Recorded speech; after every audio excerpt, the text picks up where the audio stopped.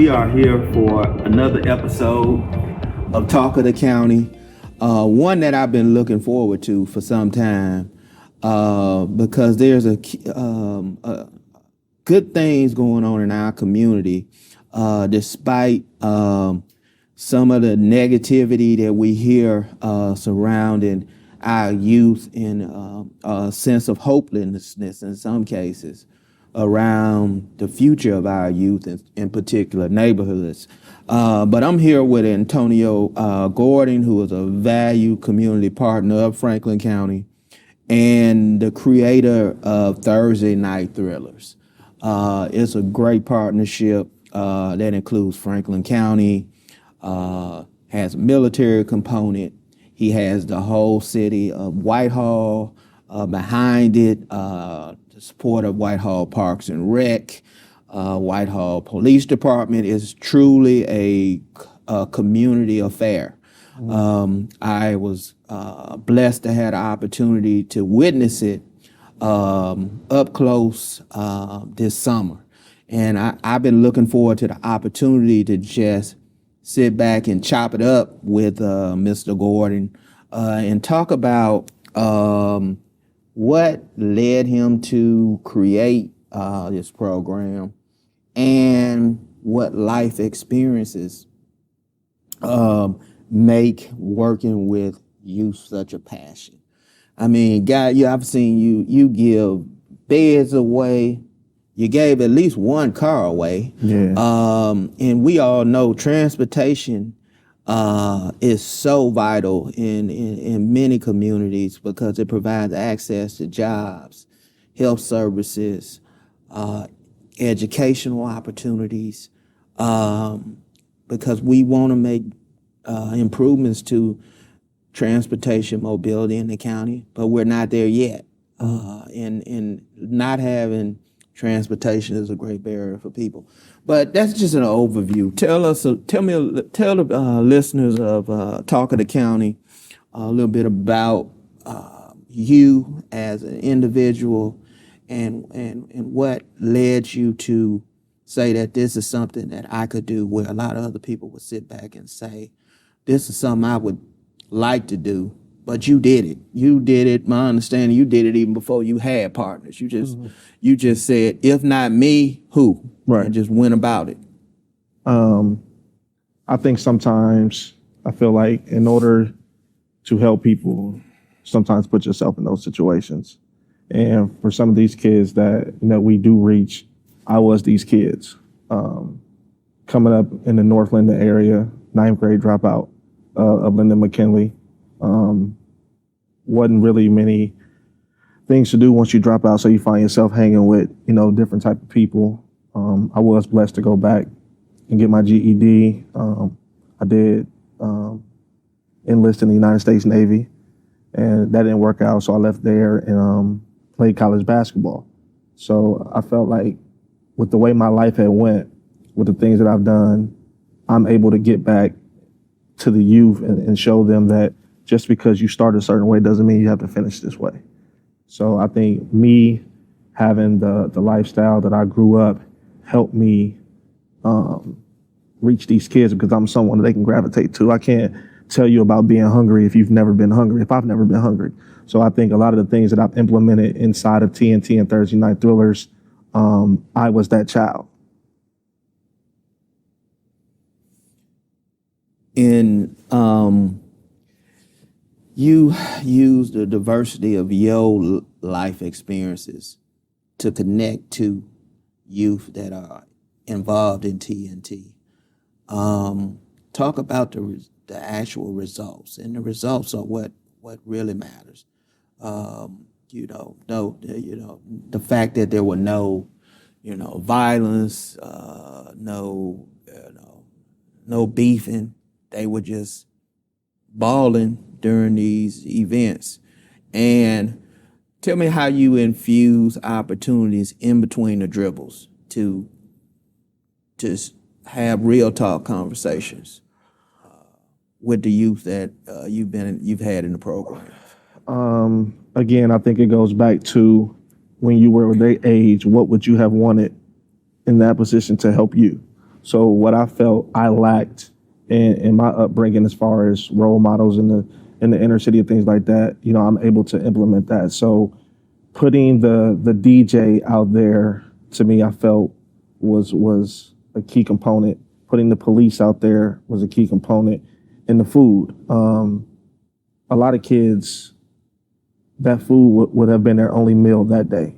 That was key. So I remember leaving the rec center sometimes, going at night and getting home late from playing basketball, and I missed dinner time. So my little brother had already eaten my food. So it's so implementing the things that I would have wanted at their age has really, I felt, helped me keep down the violence.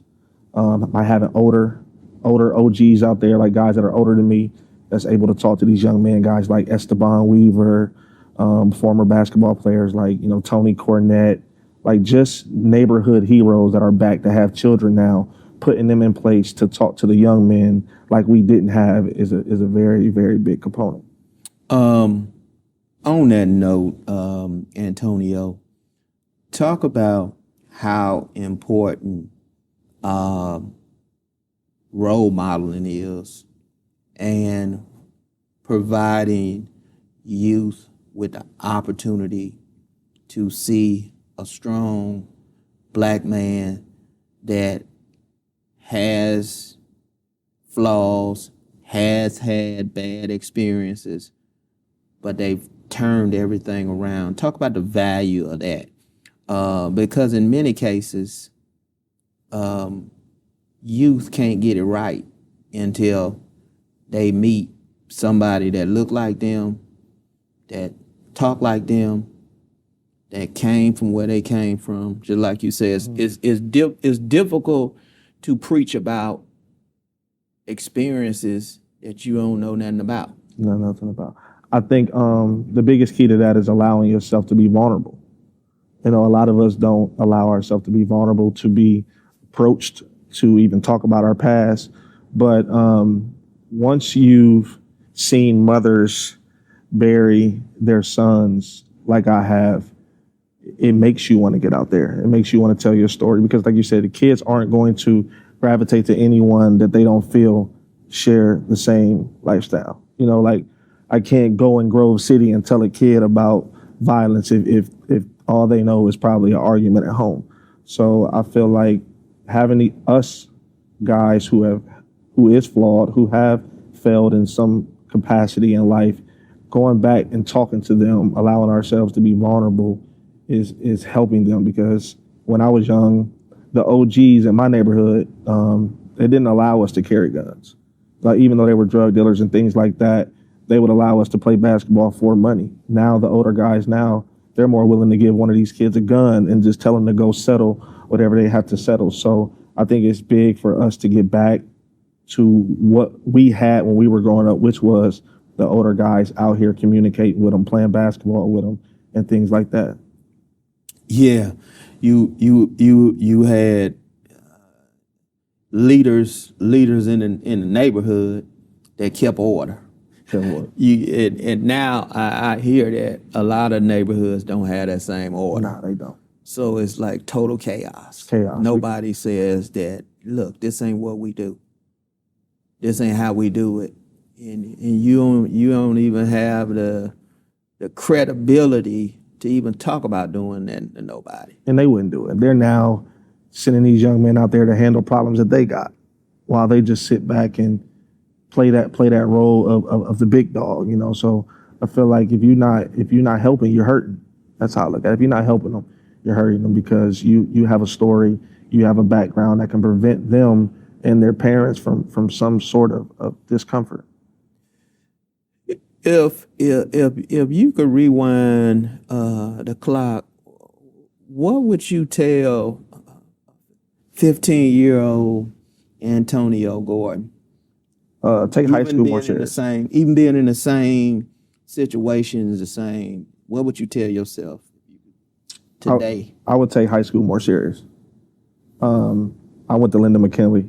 I mean, that's self-explanatory, but I don't think the school that you go to matters. It's up to you to handle your business. I think I had a gift, and it was basketball, and I think I chose being popular over handling my business while in high school. I wanted to be he's good. I wanted to be the lunchtime legend instead of the basketball legend. And I think that put a damper, on my life. It had me starting life late, getting things, if you don't handle high school, I always say, if you don't do what you do in your teens, you'll be in your 20s trying to do what you were supposed to do in your teens. You'll be in your 30s doing what you were supposed to do in your 20s, and don't end up in your 40s doing what you were supposed to do in your 30s. And I think getting off to a slow start by me not doing what I was supposed to do in high school has me now 40 doing what I should have done decades ago. Teenage fame is temporary. It gets you no money. It's as temporary as it could get. Those that had teenage fame be the ones that it seems like want to skip the class reunion because they were popular when they were popular. Now as an adult, they ain't hot at nothing, and they don't want to have to go back and face up. And then those that wasn't popular, fate just has it that they walk in with the hottest car, the best looking spouse. Yeah. And they be like, what happened? What happened? That teenage fame, they didn't have that, but that burned off. Yeah. It burns off, man. And I think that also our quest, and we need more programs like Thursday Night Thrillers to expose youth to the rainbow of things that they can be. Beyond what they see in their neighborhood, beyond anything within their reach in books. Right. One thing I think about is in athletics, you think about being, like you say, good in high school. You think about, I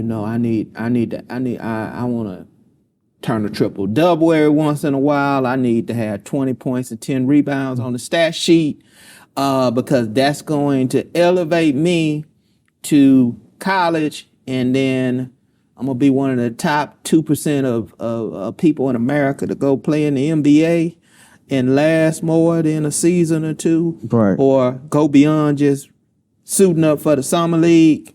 And then when that don't work out, it's this big letdown. Some people go into depression. It's the now what? It's the now what? It's the now what? But one thing that I feel like even I did not realize that I won't used to realize today, you could not be that talented, or your talent is not good enough to get you to the professional leagues, but you can live in other aspects of sports. Yes, you can. I mean, it's name, image, and likeness. It's working for Gatorade. It's working for apparel companies. It's the whole business. You can be a marketing person. You can be a sports person. You don't have to just take your love for sports and only be able to give up and translate that to being in your man cave, watching football from early in the morning until it go off with the Pac-10 conference late night game. You can actually build a career off of that love of sport. And that starts at home with us as parents, letting them know that, when the ball stops, you still got to keep living. You're sometimes a injury away from never playing again. So I think us as parents have to make sure that those grades are right, those ACT scores, those sending a kid to college with a degree that's going to help them after college. So I think us as parents have to dig in more as far as setting them up. We have to set them up after college because sports won't always be there. No, but sports, the business of sports will be there. Even professional sports, Olympic sports, it's the entertainment opportunities connected with sports. There are so many opportunities that I want to commit myself to trying to educate as many youth as I can on opportunities that I know exist for them. Right. So that they don't get that sense of discouragement when the game is over. And it's same thing happens to professional athletes. They had to decide what they want to be when they grow up twice. They dedicate their whole life to sports. And then when sports are over, then they got a whole rest of their life to live. Then they got to decide what they want to be again. Now what? Now what? So, I mean, that is, and everybody, no matter, even if you're good at sports and you're going to play in Division I think that every athlete should still have a why that's even beyond the game and keep that in their head and continue to build upon that. Their why can be for their parents. A lot of us who are ex-athletes, a lot of the kids' why is because of their parents, and that won't work. So the kid has to find their why outside of playing for their parents or because their parents want to or because their parents played. So that why is really the key factor in growth. Because if you don't know why you're playing, then if you're not playing for you, then it won't work. If you're not doing anything for you, then it will never work. Yeah, I've talked to some youth that have got the courage to tell their parents that your dream for me is not my dream for me, and I am going to pursue what I want to do, and I need you to support me in that.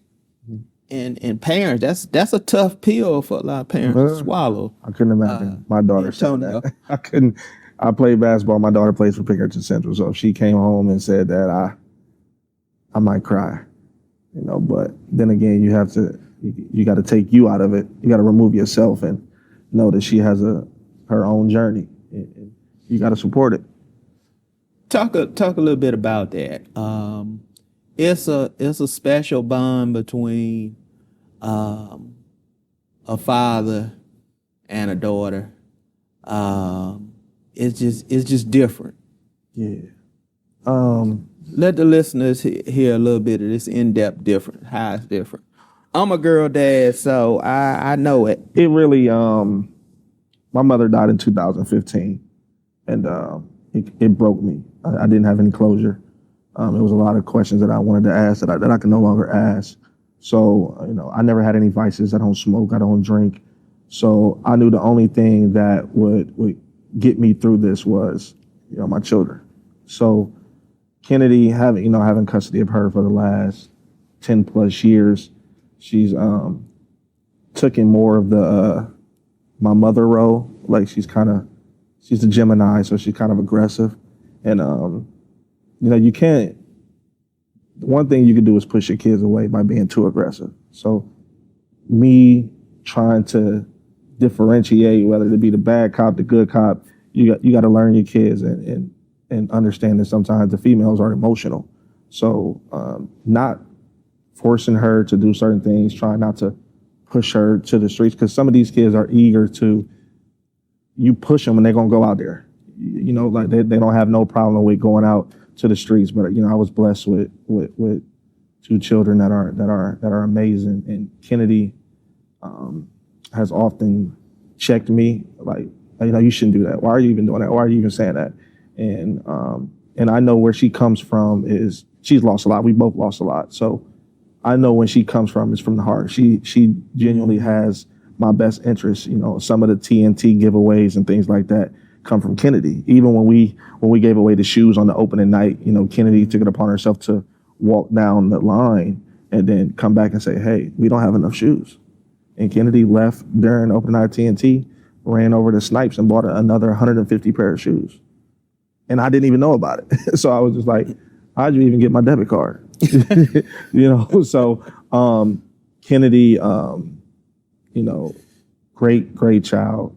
My son's 20, amazing kid. He's in Cleveland, does nothing but work. He didn't want to go to college route, but all he does is work. But me being a high school dropout, seeing my son walk the stage, seeing my daughter carry a 3.7, and this is now her senior year, being recruited by Division I colleges, I felt like I won. And that daddy-daughter bond, especially with me losing my mother, is something that I literally cherish. Yeah, that's the parenting is a tough job, but it's the most rewarding job Yeah. that you can have. And to see your kids just excel and say that, wow, they're gonna do bigger and better things than I could have ever dreamed of. Is where it's at. Is where, yeah. You know, No. you don't have an ego when it comes to your kids doing big things. Nah, I can't wait for prom. Prom's coming up. You know, I didn't go to homecoming prom or anything, so I feel like when she go to prom in May, I feel like we both at prom. You know, that's how I'm looking at it. I can't wait. You know, I can't wait for certain moments like that. So, in certain instances, I do live through my children. Yeah, I'm telling you, brother. They going the prom and then a wedding. That's really gonna get you. I'm not looking for it. Yeah, that's gonna get you. That's gonna get you good. I ain't in the mood to give her away. Don't delay it there. Keep it at a distance in your mind. But the reality is likely that at some point in time, it's gonna come. I hope so. And if he do come, Yeah, I know you wanted to get a pet first, right? she likes big dogs. So, and I don't even want that because she wants bull mastiffs and dogs that eat what we eat. So I'm kind of like, just focus on school right now. Don't get nothing. Don't get nothing. She want a big pet. She want a big pet. So that's that. You said she got that aggressive personality. What position does she play? She's a guard at Pickerington She's Central. a guard. Yeah, they're nationally ranked. They lost in the Final Four last year. The last 2 years, actually. Point guard or shooting guard? Shooting guard, kind of small forward. Combo player. Yeah, Pickerton has some powerhouse athletic programs. So, and you said she carries a 3.7 GPA. Yeah, 3.7. Yeah. That's honor roll. Never had under 3.0. Ever. So that's that was something that I felt I wanted to implement. You cannot play no sports without 3.0 because we didn't know they was going to take away the ACT. And in my era, the ACT kept a lot of people from going to college. So my thing as a parent was, hey, if you're not a test taker, let's make sure we got the highest GPA possible to where you can score lower if need be. Right. So I was on course with that the moment she stepped in high school. In the 80s, the ACTs kept sending a lot of kids to junior college. Yeah. So that was a main focus with some kids not being test takers. Let's just make sure your GPA is very high to where you're able to get lower on your ACT. But setting the bar at a 3.0 is meaningful because 2.0 is a lot with just showing up back in the day. Yeah, just showing up, signing your name. Let me get a 2.0 and good to go. Let me go out there and be good to go. What you seem to be an intense guy with intense experiences. You do find joy through your kids. I can see that.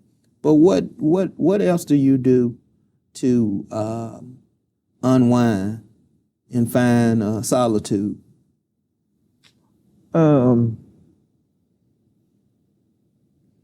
really. I enjoy helping people. Like I said, I don't never want to put a damper on my mother's legacy because she done what she could, but being able to give what people need, being able to give when people call upon you, it gives you a different feeling, a different purpose in life. So like me, my whole TNT doesn't stop on when Thursday Night Thrillers end. So the fact that we still help people throughout the year, helping people is really what helps me. You know, trying to get rid of some of the things that I've done in my past. I think helping people is helping me evolve as a person. So I don't really look past my basketball years are young. I don't go to these parks anymore trying to talk about what we did in high school, things like that. It's over for me, and I realize that. So trying to help the ones coming up and the people that are in need is what helps and drives me. You got any hobbies? Shoes. You collect shoes? Yeah, I got a few. I mean, just Just for the listeners, you sneakerhead as they call them. Just how many pairs of shoes you got? Couple. He don't want to disclose talking to county listeners. He's not comfortable with how many pairs of shoes he might have. Plus he don't want to know who the listeners are, so he don't want to totally disclose this chest of shoes he got. Or he probably got an insurance policy on them all anyway. If you're smart. It sound like if you're smart. If you're smart. If you're smart. But yeah, that is a hobby.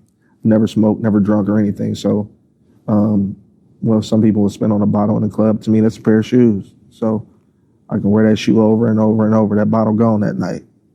So shoes, basketball years are over. So I think shoes is now my hobby.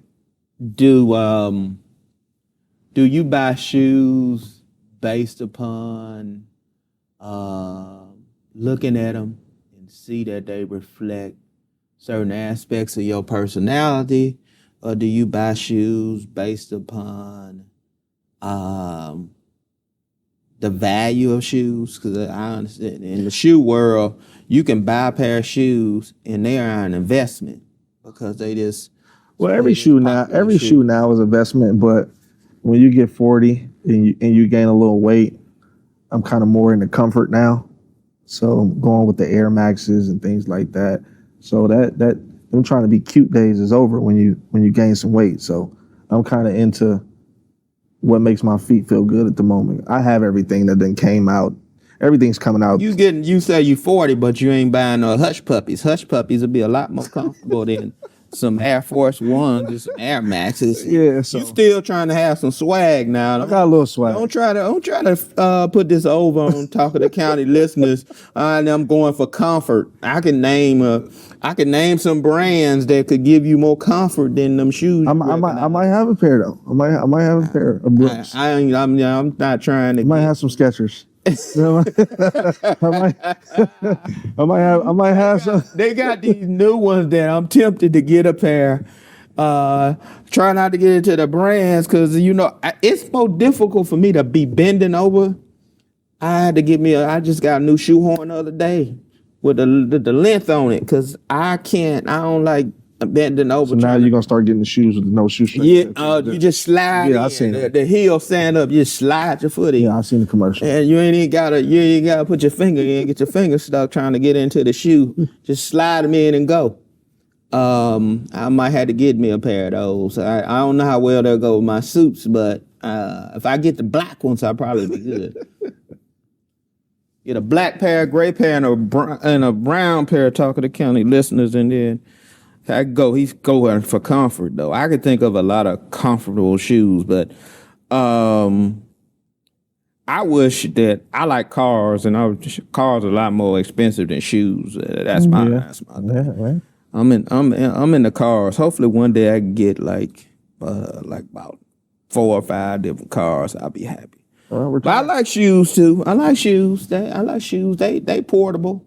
But I know I would not even put my shoe collection. I wouldn't even put my couple shoes. I probably got a couple pair of shoes compared to what you got. So hobbies are shoes, joy out of giving to others. Come on, it's got to be. You used to be the man. You said you was a lunchtime I definitely hero. So I definitely was a lunchtime hero. It's got to be some fun stuff about you that you holding back on because you was the you was the man. You probably walked in the lunchroom and everybody just bowed. Listen, the lunchroom was in 2002. We in 25 almost. So you gotta let that go. And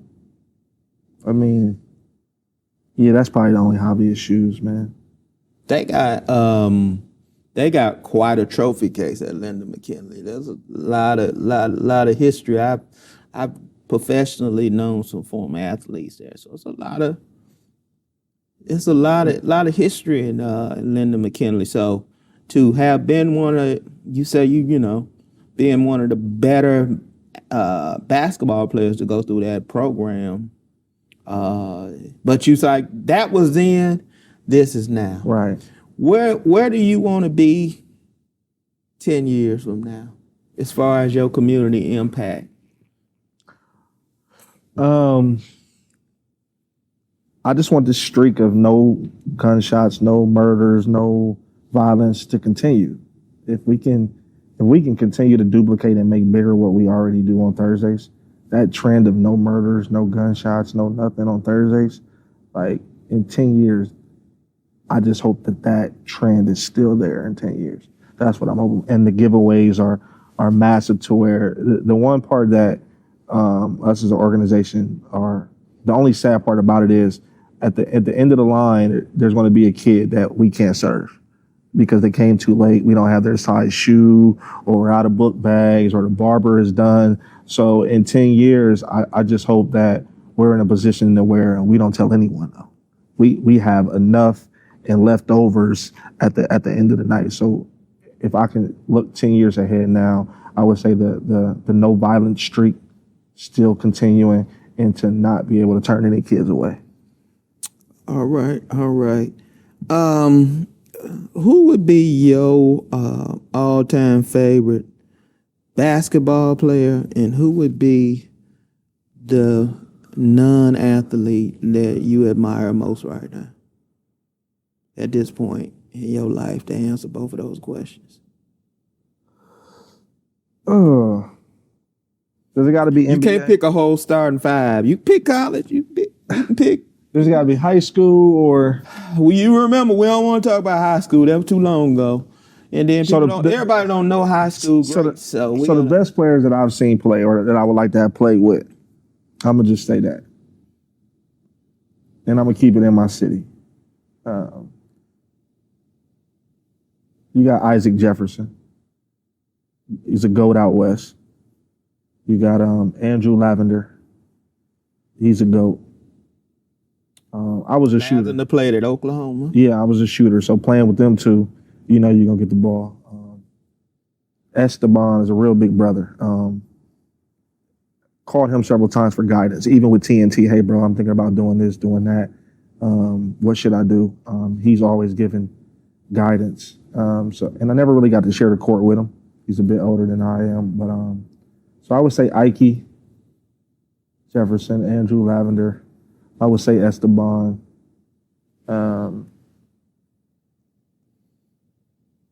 Never really passed me the ball when we played together, but I would say Tyhan Johnson over there at the Kingdom League. He runs the Kingdom League, very good program here. One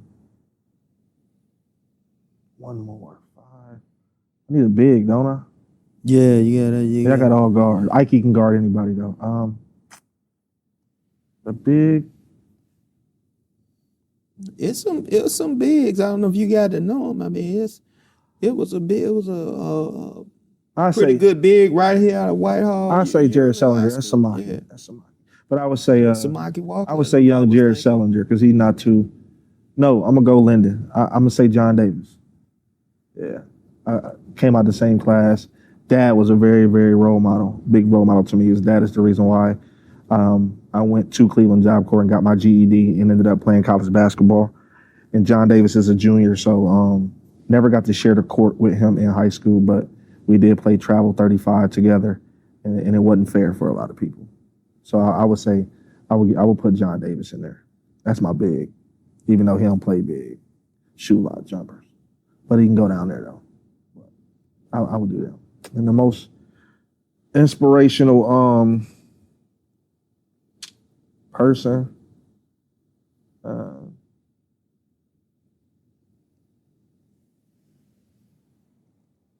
I would probably say my ex-wife. Taught me a lot. Went through a divorce. Still never not been there for me and my children. Has helped with TNT through the years. Made sure everything went well. And just taught me a valuable lesson about people. Like sometimes when you get a divorce, you don't have to. You're not on bad terms. It just it wasn't right at the time, and I think that I learned a lot from my divorce. exceptional person. Like, again, she's never not been there for me and my children. And I've learned a lot as a person, from her. So influential. I would definitely say my ex-wife, Laura. I think I'm gonna be able to predict the answer, but I'm gonna ask you. Legacy is important. Leaving spaces better than they were when we arrived should be something that everybody should strive for. What is Antonio Gordon's objectives around legacy?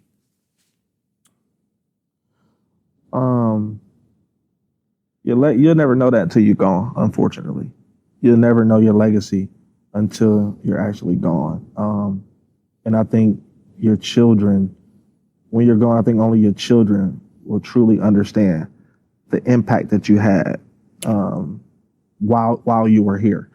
But legacy. But in one word, what do you want people to say about you when you're not here to hear it?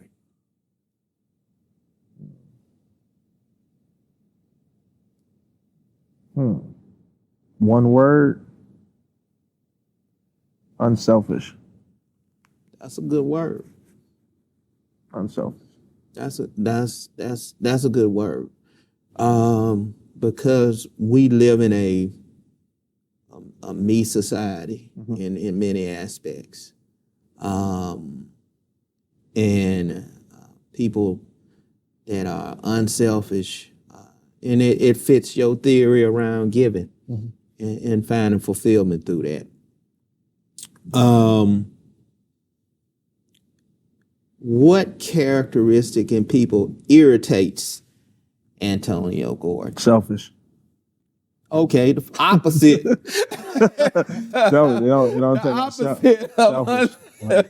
Selfish. Like a lot of people can take, but can you give? Selfish. You don't like the person that comes in the room and get the fork and stick it in the chicken breast first. No, I don't like the person that comes to every barbecue and don't bring nothing, but they don't miss a barbecue. But leave with a plate. Not even the ones that you good with the ones that bring the ice in the generic pop. They stopped and got something. They bring the ice in the generic pop. Big K, you talking about the Big K? Yeah, they don't bring name brand pop. They don't never bring name brand pop. And they say, how much ice you need? And you just want to say, I don't need any ice. Keep the ice with you. But they brought something. That's it. But it's some cousin peas out there. Yeah, they brought something, and then they prepared to fold that aluminum foil 8 different ways to be able to take out a whole meal in some aluminum foil. They don't even need styrofoam. A couple meals, a couple plates at that. So, okay, let's talk about the cookout and the pet peeves around cookouts. What about the people that show up, and it's happened to everybody, the people that show up at the cookout, they had all day to go to Target, to go to Kroger, to go wherever they had to go. But they get to your house and they let out 3 of the baddest little kids that you ever want to see and say, I got to go to the store.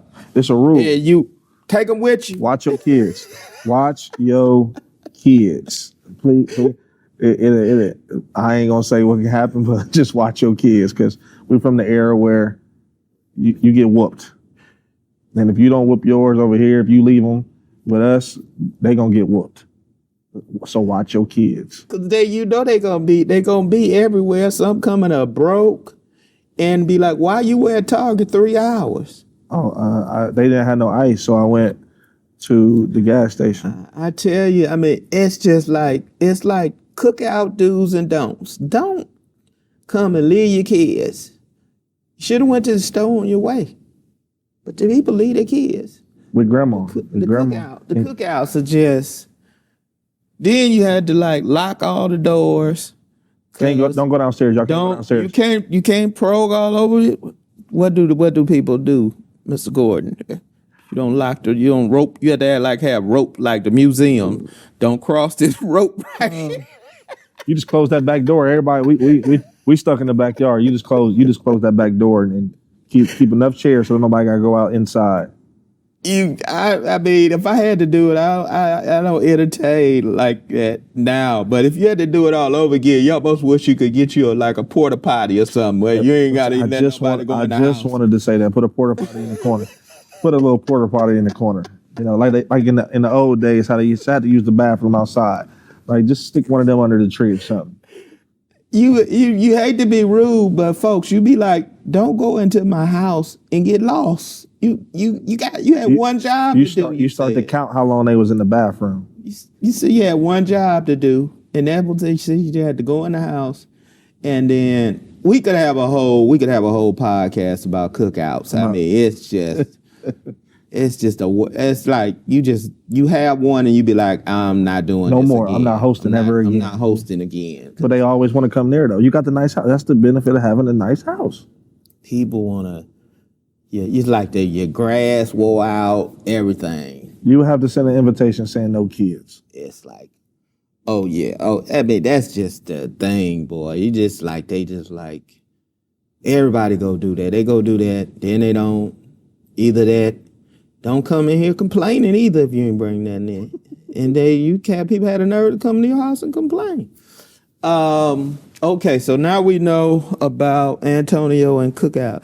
And don't let if your kids are there, he gonna be the disciplinarian. You know, people don't do that no more though. They don't play about that. Oh, well, my kids did, so they turned out well. He gonna be the disciplinarian to anybody's kids. Yeah, anybody's kids. They left with you. They're gonna be put in. And they always. I said, your son did this. Well, why didn't you whoop him? Well, we didn't know we could, but not over here. If you leave him, I'm whooping him. If he breaks something, that's a rule here. If you leave him, I'm whooping him. Because you're not gonna pay for it. You're not gonna pay for it. So if you leave him, I'm whooping. You leave him, he breaks up. They probably already know. They probably found out quick. That's why they didn't want to take him to the store. You leave me, I'm gonna sit down because Mr. Gordon don't play that. Hey, homie, what's that living color? Homie don't play that. Homie don't play that. They sit on living color. So they already know they get left at your house. That's what's going on. So, what's next for TNT as far as the future? You working all the time beyond TNT, as you said. What's next? This year we implemented the flag football, which was a major hit because there are always kids that don't play basketball. So I think the flag football was a major hit. But Monday I reached out to the Special Olympics of Ohio. Whitehall has 2 baseball diamonds on the side of the basketball court. So I was trying to, I wanted to implement, the Special Olympics to come out there weekly, get them in T-ball or kickball or something just to get them outside and a part of the event. So that's what my goal is for 25 TNT is to add kids with issues to give them something to be a part of. So that's my goal for 25 is to add them to it. You looking to leave no child behind. No child behind. Leave no child behind. That's a great goal for the future. You touched we off the record we had this conversation. What's your favorite sports team? Browns. So you understand the value of sticking with your team and perseverance. The Browns. That's all I'm gonna say. Okay. I mean, Ohio State makes up for the Browns, so I'm okay. Okay, you love it, but I'm Ohio everything. Ohio everything, except for the Bengals. That's okay. We still cool. I'm a Bengals fan. But we cool though. That's why you on top of the county. I only put special people on top of the county. We have a selective list of people that get to be on top of the county. NBA. LeBron. Now that's good because I feel like a lot of people give LeBron unnecessary beef. Can you give a billionaire unnecessary beef? They give him unnecessary beef, in my opinion. I think they make people, for everything he's been able to do, people find reason to be for criticism. Well, I'd be like, really? Yeah, like that's what you got. That's what you coming with. He missed a layup with his left hand. Oh, okay, cool. I always feel like in order to be the best, sometimes you got to get paid like the best, and you cannot argue with a billionaire. And that's why he does this credit. He says what he want to say. That's what, he created barbershop, for example, just to have and they talk. a televised conversation. Yeah, they talk. But you got your Jordan heads. You got your Jordan and Kobe fans are stuck. So you can't really break through with them. But outside of, I'm just looking at the consistency, the longevity, the records, the rings, the whole totality. He's the GOAT in my eyes. I think a lot of it's generational. Mm-hmm. A lot of people that were seeing Jordan just gonna say Jordan is the GOAT, and there's just ain't no, they just won't hear nothing else. Even though that wasn't really an overlap, in my opinion, between Kobe Bryant, the late great Kobe Bryant, and Jordan. But some people still will, try to compare the two. But they played in different eras. Different eras, different rules, different teammates, different everything. It was all different though. But the thing that I admire about late Kobe Bryant was his tenacity. I mean, he was just in the fourth quarter. He would just go for it. He knew how to go get something when he needed to go get it. I wasn't a fan. Nah, I wasn't never a fan of Kobe. Amazing, but I was a Tracy McGrady guy. I love Tracy McGrady. Underestimated. Underrated, I would say. Yeah, for everything he brought to the table during the time I was a Tracy McGrady. And maybe some of that was that he played in Toronto from the beginning. Didn't like Kobe or Iverson, to be honest. You didn't like AI? Nah, man, I was a Marbury guy. Oh man, I was a Marbury guy, and I couldn't never grow my hair, so I was mad.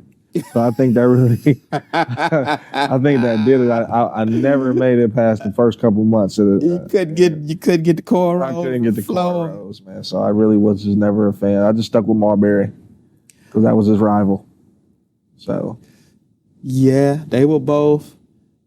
They battling pound for pound greatness. Well, is there, as we come to the end of this conversation, is there anything else you want to let our listeners know, or in your opportunity to get the word out about TNT? And if individuals want to, is there a vehicle for individuals that want to donate or contribute or become part of the TNT coalition? Yeah, we have a website at realsituations.org. Realsituations.org. Or you go to Whitehall. Whitehall Parks and Recs has been very instrumental in what we've done the last 2 years. So, kudos to Mayor Bivens and the whole Whitehall Parks and Rec staff. They've helped us with almost everything we've needed, strategically, physically, even financially. So our door is open for anyone who wants to be a part of it, because it starts with one, but it doesn't have to end with one. Do you think that TNT can be replicated in other communities around the city? I actually reached out to Mayor Bibbs in Cleveland this week. I sent the email over to them because I would really like to place it in Cleveland and see how it goes. They have basketball's big there. Outside basketball is big there. They also have an issue with teen violence. So I've reached out to some people. I've sent some emails this week about trying to get TNT there also. In the 80s, outside basketball tournaments were big at local Life. parks, giving away, Life. trophies, giving away different prizes. Why did that burn off? I mean, it went off like, it just kind of, it went away like baseball diamonds. I mean, with us, I think the giveaway, I think the giveaways is necessary. It's life. It's given. It's fun. You got to make people want to be at your spot. And I think the giveaways with the shoes, the haircuts, the meals, the tablets, the laptops, the car, the scholarships, like you're creating an atmosphere where people are like, hey, I might go there, I can get something to eat, or I might win a TV today, I might win a laptop today. Creating an environment where people want to be, I think is key. And some people, you want to be rewarded for showing up, so I think implementing things like that will help. You think the haircuts are still valuable? You tightly faded, but that's a generational thing, and I understand the value. I just clipped mine up this morning, to keep my look fresh. But now it seems like when I look at the youth, they don't need much of a barber because they just like let it go every which way. Let it go. I think in some situations, if you look at they let it go. The giveaways that we provide, they're all built to give confidence. So you know how you feel when you put a shoe on, a new shoe, you like, yeah, this is. Oh yeah, you know what I mean. Nobody stepping on nowhere near your feet. When you get a new haircut, the first thing you do is look in the mirror. You hand you the mirror, you look in the mirror. So the giveaways and the haircuts and all that, they're strategically placed to give kids confidence. Because at TNT, despite what you're going through at home, a lot of these kids have dysfunctional homes. So for us, we're looking at it as, I can't take away what you're going through at home. But for 5 hours on Thursday, we're going to redirect your focus. You're going to come out here, have fun. You can get your hair cut, get a pair of shoes. So our goal really is just to build that confidence. And sometimes a kid knowing that somebody else does care, despite what they're going through at home, can really go through a long way. Yeah. That's so true. And didn't you just hate when you were in school? It seemed like when you wore a new pair of shoes, no matter what, the principal was gonna call for assembly, or somebody want to have a pep rally. Worst enemy to a new pair of shoes was an assembly or a pep rally. That means you gotta go amongst a whole crowd of people. So you just like stay back behind the crowd, trying not to let nobody get up on your shoe, because they like a magnet. It's kind of like me at the store now. I'm trying to find a park on the edge because I don't want nobody to dent up against my door. That's how I used to be with my shoes. I don't want my shoes to get scuffed up, just like I don't want a dent in my car door now as an adult. So a lot of those things are just, to us, confidence builders. Those things are in place. Now it's your shoe and your book bag game. A kid want to have a good, clean book bag. $90. $90 for a book bag. $90 for a book bag. That's steep, but the book bag is important because I've been to some schools and I saw that your kid want to have the shoes and they want the book bag to go with the shoes. Because that's all you see. You don't see the book bag. You don't see the shoes. Nine times out of 10, they all wear hoodies now. So you don't even see the shirts no more. Shirts don't even matter. So the book bag and the shoes is what stands out. So we were blessed to give away, 500 book bags as well towards the back to school drive. We can talk about youth and hoodies too for some while on a podcast. For the life of me, I cannot figure out how, if you between the ages of 13 and 24, you can wear a hoodie all year round. No, they don't get hot. They don't get hot. They have a different. I don't know what. They have a different type of skin or something. And when we were young and we played outside, we wanted our shirts off. Now they come to TNT with hoodies and masks, and I'm like, I hope you don't have asthma. I cannot for the life of me, podcast listeners of Talking to County, figure out how you can wear a hoodie when it's 85 degrees. And jeans. They got jeans on too. I've been trying to figure that out. You can't. Because I'm just an observer. I just observe things, and I'm trying to seek to understand, and I cannot for the life of me. They have different skin. That's I all. don't know how they wear. It's just different skin. How do they wear a hoodie 12 months out the year?